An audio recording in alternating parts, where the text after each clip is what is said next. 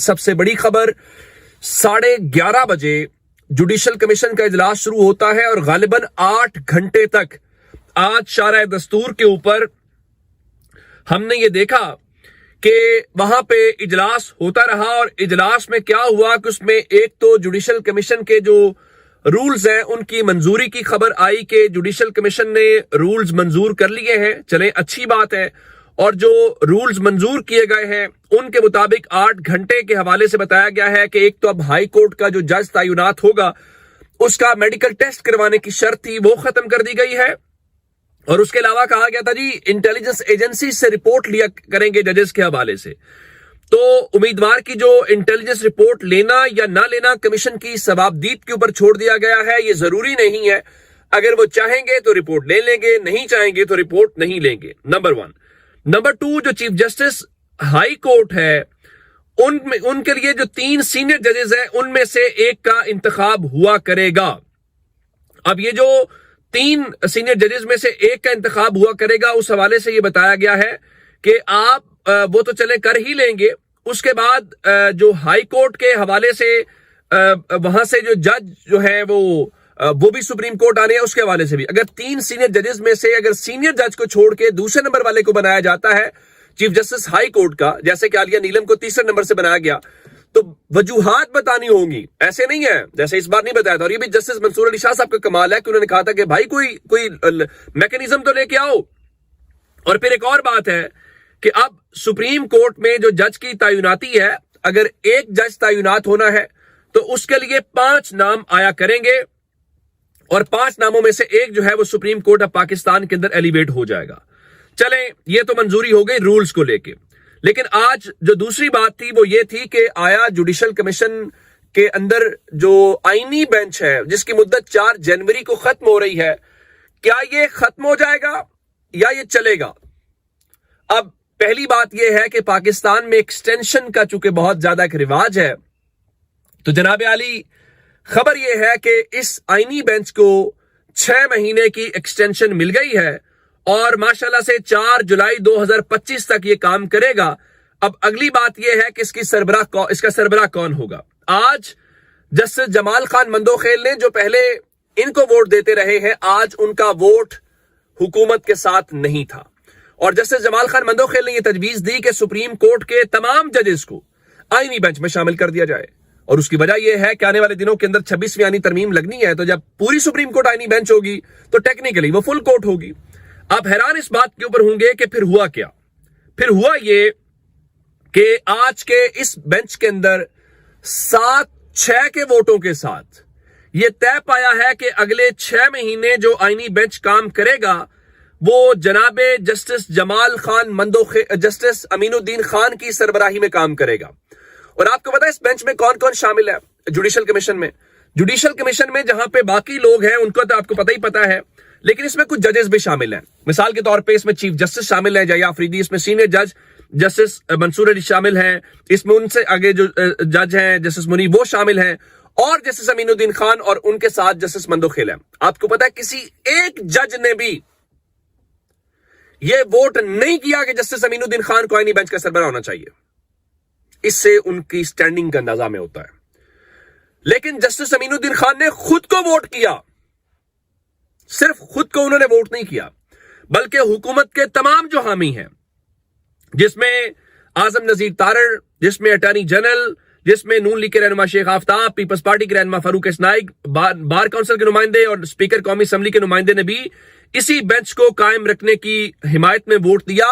اور تمام ججز نے مخالفت کی. سپریم کورٹ کے ایک جج نے بھی نہیں کہا کہ جسٹس امین الدین خان کو سربراہ ہونا چاہیے. لیکن حکومت کی چوائس جسٹس امین الدین خان ہے اور جسٹس امین الدین خان کی اس تجویز کو مان لیا گیا ان کے ووٹ کے ساتھ, اور جسٹس جمال خان مندوخیل کی بات کو نہیں مانا گیا. اب ہوگا کیا؟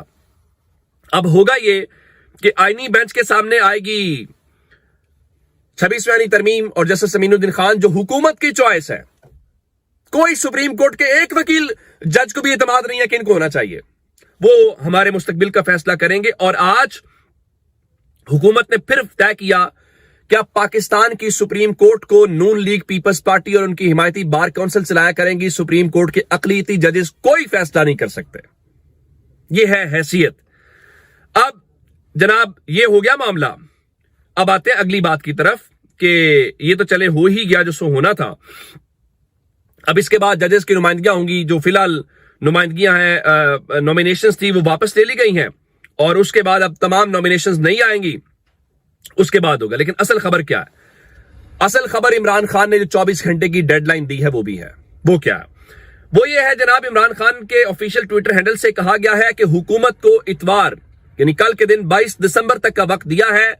अगर कल तक हुकूमत ने हमारे मुतालिबात पर संजीदगी नहीं दिखाई तो हमारी सिविल नाफरमानी की तहरीक का पहला मरहला यानी तरसीलात ज़र का बायकॉट शुरू हो जाएगा, जिसकी इस नाअहल हुकूमत को भारी कीमत चुकानी पड़ेगी। उन्हें अंदाजा नहीं है कि सिविल नाफरमानी की तहरीक इस जाली हुकूमत के लिए कितनी मोहलिक साबित होगी। अगर हुकूमत हमारे मुतालिबात पर संजीदा है तो फौरी तौर पे मुज़ाकरात का आगाज करे। यानी इमरान खान अभी भी कह रहे हैं मुज़ाकरात कर लो वरना कल का दिन है, उसके बाद क्या हो गया? आगे चलते हैं। इमरान खान ने कहा, इस्लामाबाद कत्लेआम को 1 माह हो गया है। कोई मुहज़्ज़ब मुआशरा होता तो कातिल अपने अंजाम को पहुंच चुके होते, और जबकि यहां एक जुडिशियल कमीशन तक नहीं बन सका। हमारे कई लोग गुमशुदा है। जब तक हमारे लापता लोगों की तस्वीर के साथ तफसीलात शेयर नहीं की जाती कि वो कहां है, तब तक हुकूमत की किसी बात पर यकीन नहीं करेंगे। मिलिट्री कोर्ट्स के जरिए सियासी वर्कर्स को सजा देने से बेहतर है मुल्क में लगे मार्शल लॉ का बाकायदा ऐलान कर दिया जाए। 9 मई के जिम्मेदार वो हैं जिन्होंने सीसीटीवी फुटेजेस चोरी की, जिन्होंने लोगों पर गोलियां चलाई। वही जज, ज्यूरी और जल्लाद बने सजाएं भी सुना रहे हैं। ये जमहूरियत नहीं, जंगल का कानून है। हमारा दूसरा मुतालबा 9 मई की आजादाना तहकीकात है, जिसके लिए हम 12 सुप्रीम कोर्ट से भी मुतालबा कर चुके हैं कि 9 मई को हमारे 2 दर्जन से ज्यादा कारकुनों को गोलियां बरसाकर कत्ल कर दिया गया था, और 15 की तफसीलात हमने पब्लिक की। मजीद बरा हमारे सैकड़ों कारकुनान को उस दिन गोलियां मारी गई थी। किसी एक फौजी या पुलिस वाले की जान नहीं गई तो दहशतगर्दी कैसे हुई? क्या निहत्ती अवाम पर पुरअमन एहतजाज दहशतगर्दी के जुमरे में आता है या उन पर सीधे गोलियां चलाना? मुझे मालूम है अल-कादिर ट्रस्ट केस का फैसला क्या आना है। यहाँ सारे फैसले पहले से लिख कर आते हैं। मेरे खिलाफ अडियाला जेल में 3 फैसले सुनाए गए। तीनों फैसले आला अदालतों में खत्म हो गए क्योंकि सारे केसेस झूठे और बेबुनियाद थे। हुकूमत की गैर संजीदगी से मेरा नहीं, मुल्क का नुकसान हो रहा है। लोगों के घरों में मातम हो रहा है। हमारे लोगों की अगर कोई मजबूरी है तो बंद कमरे में मुज़ाकरात करें। 26 नवंबर कत्लेआम के कातलों और सहूलतकारों के साथ तस्वीर नहीं बनानी चाहिए। आया अब इसका इशारा इमरान खान का गंडापुर की तरफ है, जो उन्होंने मोहसिन नकवी के साथ मिले हैं। हमारे जो लोग गिरफ्तार किए गए हैं उन्हें सख्त सर्दी अटक जेल में तंबू में रखा गया है, जो कि न सिर्फ कानून और बल्कि इंसानियत के भी खिलाफ है। हमारी आईएलएफ वकला की टीमें मजीद मुतहरिक होकर उनको रिलीफ दिलाएं। हमें उम्मीद थी कि काजी फाइज ईसा के जाने के बाद हमें सुप्रीम कोर्ट से इंसाफ मिलेगा, लेकिन माफिया ने मेंबरान पार्लियामेंट के इगवा के जरिए आइन में तरमीम करके अदलिया पर कब्जा कर लिया, और अब अदलिया को सियासी इंतकाम के लिए इस्तेमाल किया जा रहा है, सियासी इंतकामी कार्रवाई के लिए इस्तेमाल किया जा रहा है। पाकिस्तान सिर्फ सरमायाकारी से बच सकता है, लेकिन पाकिस्तान में से कानून की हुक्मरानी न होने की वजह से कोई सरमायाकारी करने को तैयार नहीं, और दिन ब दिन हालात बदतर होते जा रहे हैं। मुल्क की मफाद, शख्सियना और एक्सटेंशन की भींग चढ़ रहा है। हालात की बेहतरी का सिर्फ एक ही जरिया है कि इक्तदार अवाम की नुमाइंदा जमात को सौंपा जाए, ताकि सियासी और नतीजतन मुआशी इस्तेहकाम की राह हमवार की जा सके। दूसरी जानिब जुडिशल कमीशन का इजलास खत्म हुआ और जनाबे बैरिस्टर गौहर बाहर आए तो स्पीकर ने मुज़ाकरात पर कमेटी बनाने की यकीन दहानी करा दी है। उम्मीद है कल तक कमेटी बन जाएगी। मुज़ाकरात ही होंगे, मुज़ाकरात ही हल है। इमरान खान कोई और बात कर रहे हैं, ये खैर कुछ और बात कर रहे हैं। दूसरी जानिब मौलाना साहब फरमा रहे थे कि हमारे पास इमरान खान की तरफ से मुलाकात के लिए पैगाम आया तो सोचेंगे।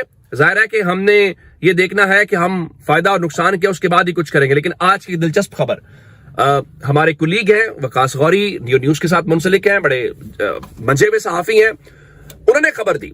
खबर यह है कि पंजाब के अंदर आप जानते हैं कि ये स्कूल जो न्यूट्रिशन प्रोग्राम है वो शुरू किया गया, और उसमें बच्चों को स्कूलों में दूध पिलाना था। तो उसमें जो 3 अजला हैं, जिसमें डीजी खान है, राजनपुर है और मुजफ्फरगढ़ में बच्चों को कहा गया कि स्कूल में बच्चों को दूध पिलाया जाएगा।